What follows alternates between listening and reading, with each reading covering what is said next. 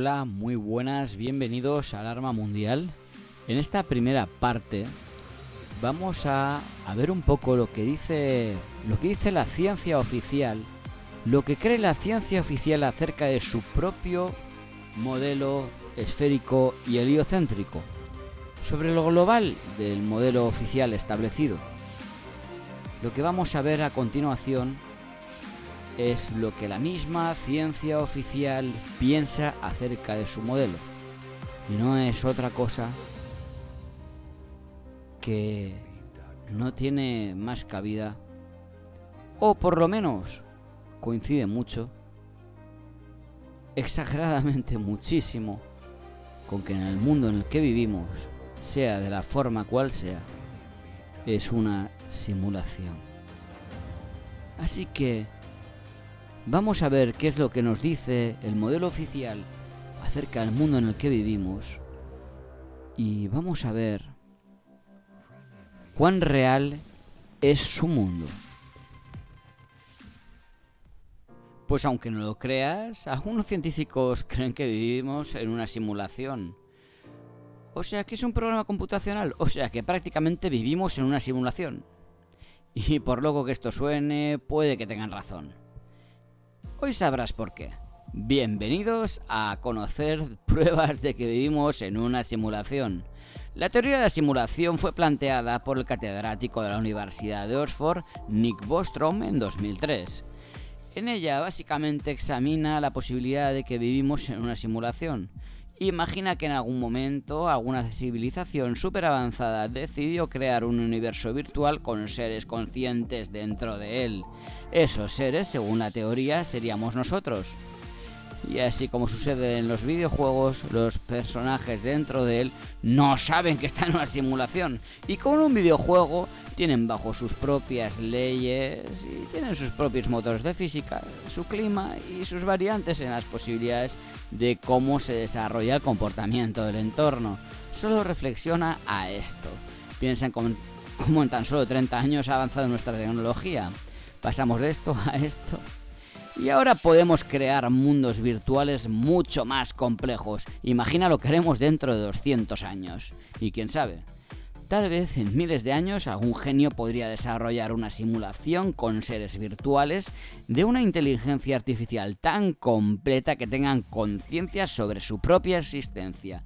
Básicamente, eso nos convertiría en sus dioses y manejaríamos su mundo a nuestro antojo. Suponiendo que esto se repita continuamente y esa simulación, conforme se vaya desarrollando, también sea capaz de crear sus propias simulaciones.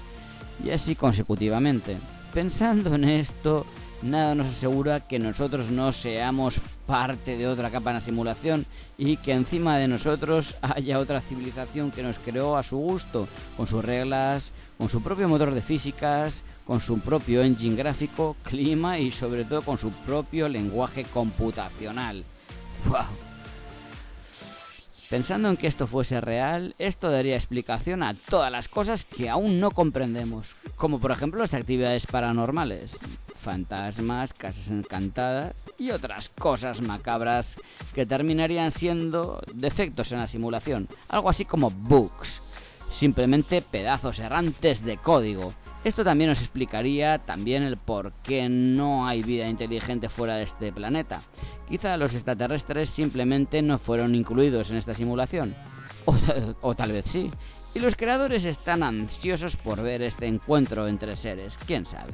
El hecho es que dentro de esta teoría, escrita a través de la historia de la humanidad, una de las formas de averiguar si estamos viviendo en una simulación es buscar fallas en el programa que la produce.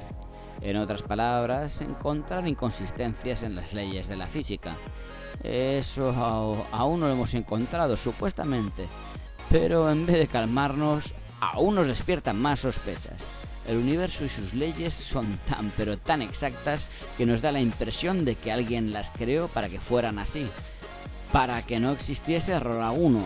Todo es tan perfecto que parece que nada es casual. Y el hecho de que todo en el universo puede ser explicado a través de las matemáticas nos hace pensar que estas pueden ser comparadas con el código de un programa. y hacer que detrás de todo esto haya una especie de dios programador. Es más, la mecánica cuántica ha dado con toda clase de cosas extrañas. Por ejemplo, tanto la materia como la energía parecen graduales, como la pixelación de una pantalla cuando se les ve muy de cerca. Te daré un ejemplo de cómo quizá todo lo que vemos en realidad no es como lo vemos. Créeme, te vas a sorprender. Hay un experimento físico llamado la doble rendija. Imagina que vamos a lanzar miles de canicas contra una placa atravesada con dos finas rendijas verticales. En otra placa, más alejada de esta, vamos a mirar el impacto de las canicas. ¿Ok? Mira.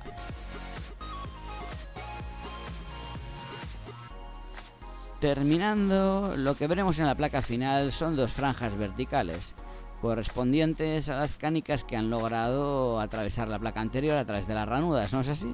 Bueno, ahora vamos a repetir el mismo experimento, solo que bajo el agua. Obviamente, al lanzar las canicas, estas se verán influenciadas por las olas que se empezarán a crear. Dicho esto, ¿qué dibujo generarán las canicas que crucen la rendija?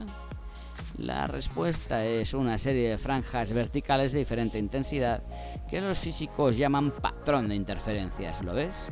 Bueno, ahora haremos nuevamente, pero en vez de canicas lanzaremos electrones, uno a uno a través de la doble ranura, que se dibujará en la segunda placa. Con la lógica que utilizamos en las pruebas anteriores, lo esperable es que el electrón, que es una partícula, impacte igual que las canicas y dibuje dos franjas verticales, ¿verdad?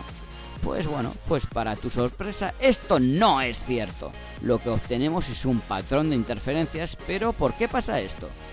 Bueno, el electrón se lanza y se recoge como una partícula, pero se propaga como una onda. He ahí por qué se produce ese patrón de interferencias. Sin embargo, esto no es lo más sorprendente de todo. ¿Qué pasa cuando observamos de cerca el lanzamiento de los electrones para averiguar por qué rendija están pasando? Lo que sucede es que al observarlos, el patrón de interferencia desaparece y los electrones impactan en la segunda placa como si fuesen canicas. Es decir, que al tratar de observar el sistema, hemos actuado sobre él, obligando a nuestros electrones a comportarse como partículas. Para que quede más claro, cuando no observamos de cerca el patrón de interferencias, se produce, pero cuando observamos de cerca, el patrón de interferencia desaparece, como si los electrones tuviesen inteligencia propia y se dieran cuenta de que los estamos analizando de una manera. Esto básicamente nos dice que el solo hecho de observar esta clase de fenómenos nos convierte en actores activos en cómo es la realidad de las cosas. Nada nos asegura que no intervengamos directamente en la realidad con el simplemente hecho de percibirla. Ya sabes, un vaso medio lleno para algunos es un vaso medio vacío para otros.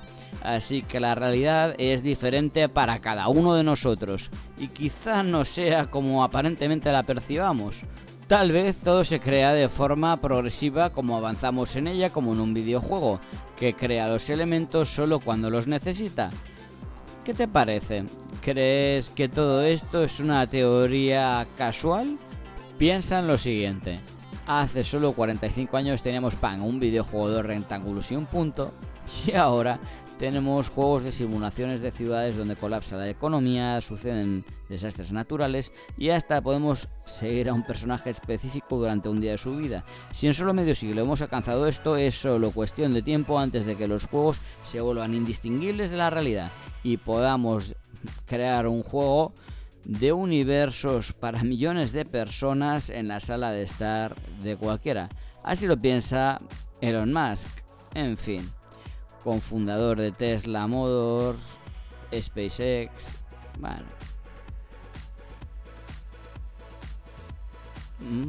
¿en qué se basa Elon Musk para hacer esta declaración? Como la tecnología avanzará tanto, correr millones de simulaciones al mismo tiempo sería algo bastante simple para una civilización moderna. Por tanto, es más probable que pertenezcamos a una simulación que pertenezca a la realidad base. Pero no es el primero en hacer esta declaración, chicos. El filósofo Nick Bostrom plantea que al menos una de estas tres proposiciones es correcta. Primero, La cantidad de civilizaciones capaces de correr simulaciones es cercana a cero. Esto significa que se han extinguido o que nunca alcanzan un alto desarrollo tecnológico. 2. Las civilizaciones posthumanas que están interesadas en correr simulaciones es cercana a cero, quizás porque no sea ético o porque tienen miedo de que la simulación sea demasiado igual a ellos. 3. Estamos viviendo en una simulación. ¿Cómo funciona? Bueno, imagina que la primera y la segunda proposición sean falsas. No se extinguen las sociedades computacionalmente avanzadas si éstas están interesadas en correr simulaciones. Como no habría ninguna capacidad computacional de ese momento, la cantidad de computaciones que se podían crear a partir de ese momento sería astronómicamente alta. O sea que sería más posible que hubiera muchas mentes simuladas en vez de cerebros orgánicos. Eso quiere decir que con las experiencias que tenemos, la gran mayoría serán simuladas en vez de reales. Ahora imagina que esas mentes simuladas crearían más simulaciones simuladas. La ventaja de estar en una simulación es estar seguros de que existe una identidad superior. Pero bueno, esto quiere decir que habría un creador. O tal vez llamémoslo el gran arquitecto, como aseguran los masones. ¿Qué importa? Creador, gran arquitecto, Dios o cualquier nombre que le quieran dar a otras religiones. Lo que tenemos claro es que ni siquiera desde el mismo modelo tienen la certeza de que sea plausible. Es decir, están seguros de que viven en una auténtica simulación. Sin embargo, dan todas las leyes del modelo esférico heliocéntrico por válidas a la física matemática demostrable únicamente sobre un papel con un bolígrafo, lo que deja muy aparte la posibilidad de demostrar que sea real en el mundo real o tal vez no tan real. No os perdáis la segunda parte, y en esta segunda parte de este mismo vídeo vamos a explicar cómo podría ser la realidad simulada en el modelo plano y por qué, importantísimo. Así que os esperamos en la segunda parte, y esto ha sido todo aquí en Alarma Mundial. 4, 3, 2, 1.